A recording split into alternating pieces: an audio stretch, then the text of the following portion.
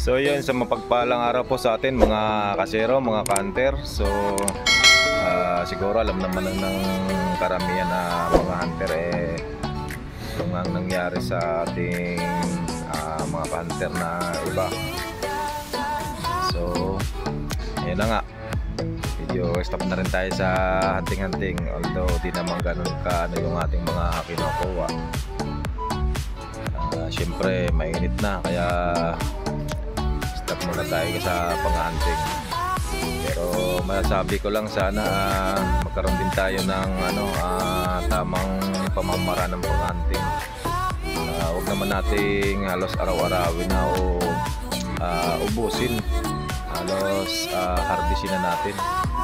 Pahingahin din naman natin sila, bigyan din natin ng limit para naman hindi tayo na pag-iinitan. So bali nga pala ngayon sa video na ito, magsisiro tayo ng ulit ng laruan ni Kuya Tox. Kasi iba na yung kanyang ginagamit na bala, wala siya kasiyang nabilihan na Astro. So bumili lang siya sa hardware. Ang napili niya yung Parco Red. So tatry natin i-zero ulit, sana di tayo mahirapan. So yun lang, shoutout pa rin sa ating mga hunter dyan. So wala tayo ibang maisip na content kasi yun lang So, siguro ko naman kung titira tayo ng mga maya, yun naman ang i-vlog natin. Siguro ko naman hindi tayo mapag-iinitan kasi yun talaga numero unong piste sa palayan. So shoutout sa mga ka-hunter natin dyan. So proceed tayo mga hunter, mga kasero.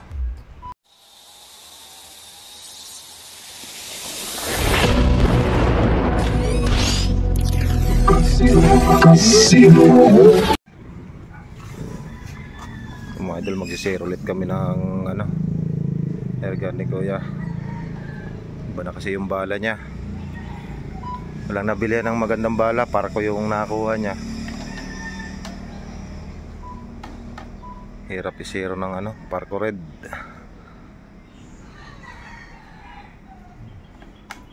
Guwawagol yung bala minsan kasi malakas yung CO2. Sinero ko kanina, kaya lang parang iba naman yung tama. So yun yung target niya, yung timba, yung may marka na bilog. So, may mga tama na yun. Yung isa kanina sumabit, pero yung iba malayo na. Try naming zero ulit. Wala kasi nabila ng Astro.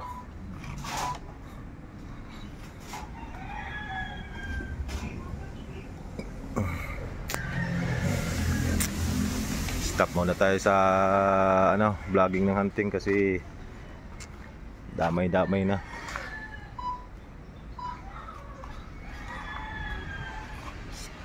Ito muna tayo, plinking. Ay, mga target ko na lata sa dulo. So yung target, naayos pa ni Kuya yung kanyang crosser sa target. Hindi kasi yung kanyang airgun sa ating shooting rest, kasi naka lang yan dun sa bat ng airgun natin. So gagawa ko ng bagong shooting rest na bakal, yung mga square tube na nandito, kaya lang wala pa yung welding machine. Kasi prepare na rin natin yung baka sakali magkaroon tayo ng bagong laruan, kung sakali meron na tayong magandang shooting rest. So medyo natatagalan si Kuya sa pagkapa. Iba kasi yung Parco, medyo bumabara pa yung bala, medyo may katigasan kasi. Ito mga kasero yung target namin, kaya lang nahirapan si Kuya sa bipat. So gagawa tayo ng panibagong target. Ayan yan yung tama, may sumabit na isa, yung binaril ko dito na. Kita na? So kita na. So siguro mga 20 meters o 15, mga 15.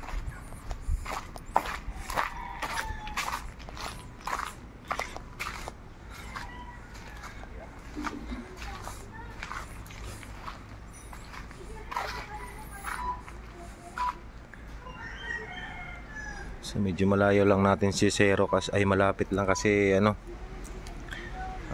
di naman bumabaril si Kuya ng malayo, mga ganyang ano lang, distansya. Tsaka yung bala niya ano nga, medyo may nagwawagal. So yan na, ready for shoot na. Lakas pumutok niya. Tagos. Tingnan natin. Ano? Halos gitna na oh. Isahan mo pa para makita natin yung groupings niyan. Kasi ano yung bala mo malikot nagwawagol yung iba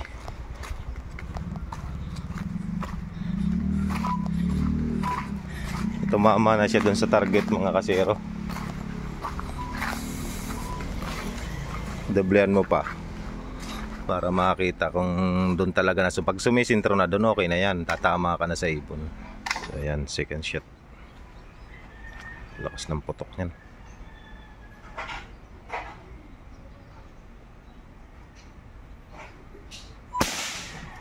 So ayan, second shot. Tingnan natin. Taas Ito.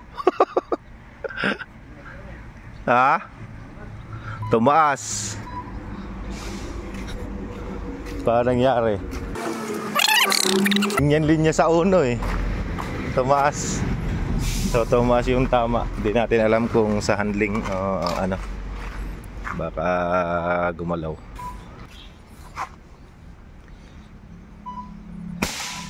Lakas talaga ng putok Tingnan natin. Sa guhit. Ito.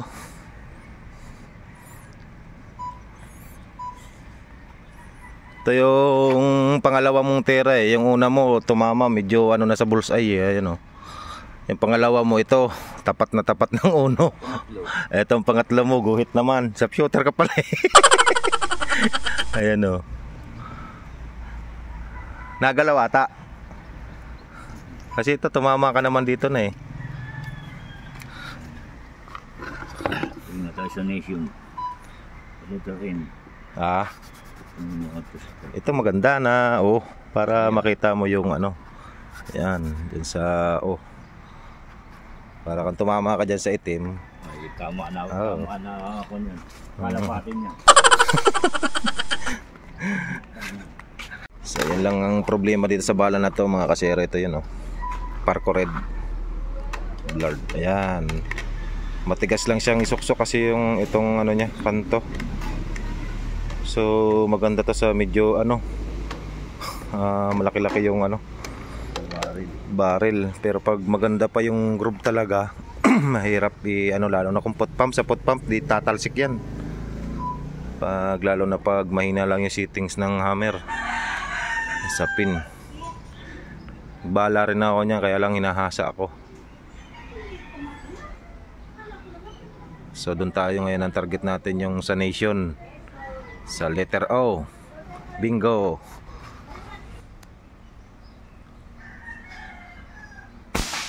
Pak. Puta, parang nasa blue Are Hindi kayo na-apekto sa pagkakalabit mo, nakakabig mo. Ako nga susubok. So ako susubok mga kasero. So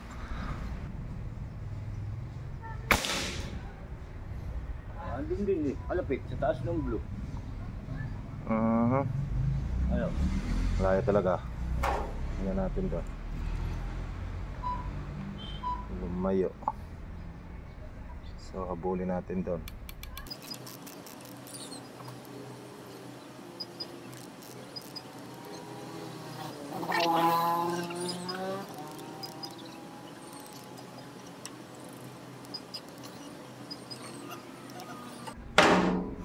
Ulit.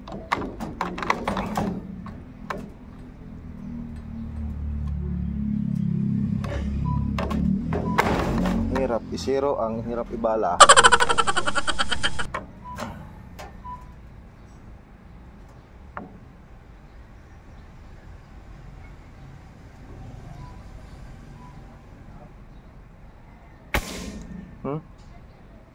Tumalsik ba? Wala. Parang ang pangit ng lipad ah. Tumama ba? Hindi. Wala. Ganun.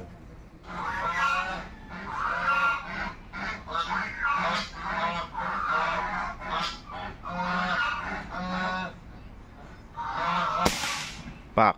Saan nga tumama?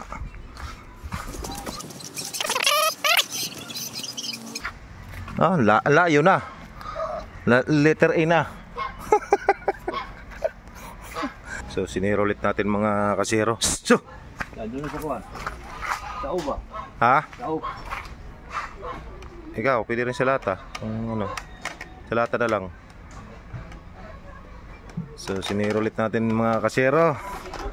So, target ngayon, lata. Wala, dito mama sa lata. Ako nga babaril sa...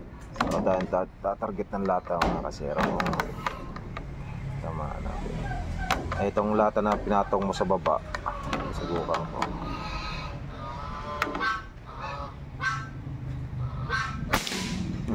Tama. Tinamaan. Tingnan natin kung may butas. Tinamaan ko yung lata. Gaba yung tama. Hindi ko may... Parang walang gama. Ito ang tama niyan. Kung ito yung inilagay mo. Yan, Ito. yan. Kasi nakaganyan. Hindi ko lang na ano kung... Ito? Mababa. Pero walang ano eh. Ay oo, mababa ito. May marka. So, ano natin ng konti. Angat. May ang bibira ng lata. Parang pinaglalaroan kami ng timba eh.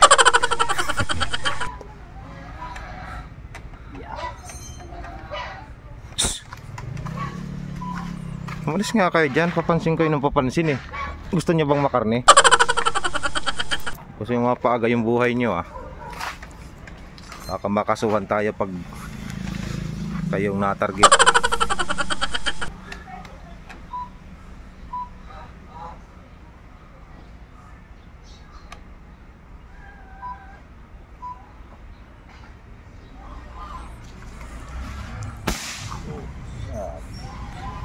Ba't wala? Ako nga ulit. Tama. Tama. Tingnan ulit natin.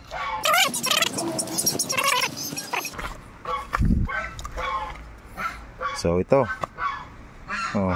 Ito na yung tama niya. Ayos na.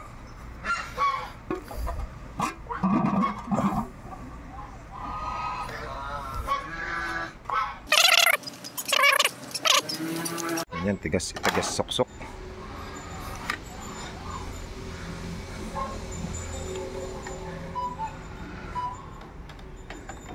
Lapit-lapit mo yung pag-set mo kuya, yung mata mo para makita mo mabuti yung straight. I-align mo. Kasi minsan kala mo naka-align na yung paningin mo sa crosshair. Kailangan naka-align.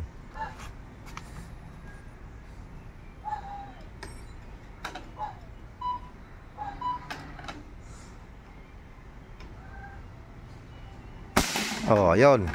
Oh, di ba? So, ito panibagong target natin mga kasero, tiles. Pag nabasag yan. Tama na siya diyan.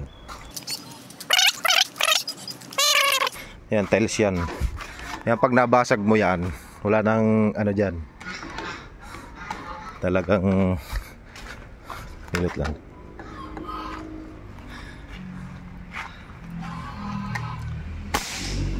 Oh, saan yan tumama? Wala pa rin yan. Hindi nabasag eh. Hindi tinamaan. Tamaan mo lang yung tiles. Ibig sabihin, tatama ka. Nasa ano mo na lang yan. Dalang beses na tumama sa lata eh.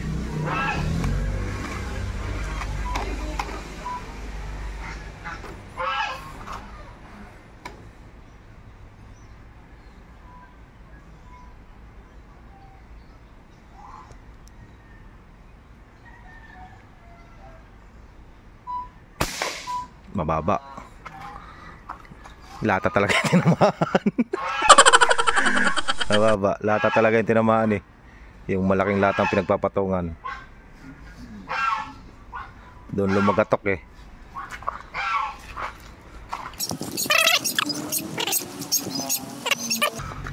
The police punit.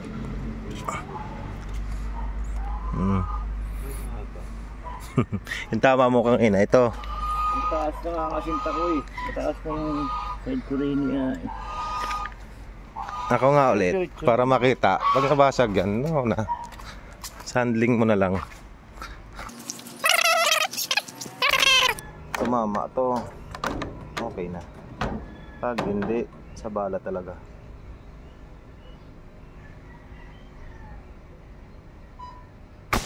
Oh, wasak. So yung sa Handling mo talaga. kamay. Oh, wala na yung ano, lata. Tsaka yung tiles nasa na. Warak-warak na. Di na matagpuan. Ayun yung lata oh. Yung tiles ang wala. So siyempre di na yung tatagos dito kasi may tiles nga. Nawala na yung tiles eh. Mga kasero, tumama na si ano, Kuya Tox. Yung bali yung target natin, hindi ko na nakakuha ng video. Hindi ko na nakakuha ng video. At tumawag yung asawa ko. So ito yung target namin, itong maliliit na to. Ano yan, 4 sa dito. Tapos siya dyan, tinarget niya. So ayun, talsik na. Ayan, may marka. Kitang kita naman yung marka. At least kung ibon, yari na, lit niyan eh. Nilapit-lapit ko lang sa kanya para hindi siya mahirapan magsipat.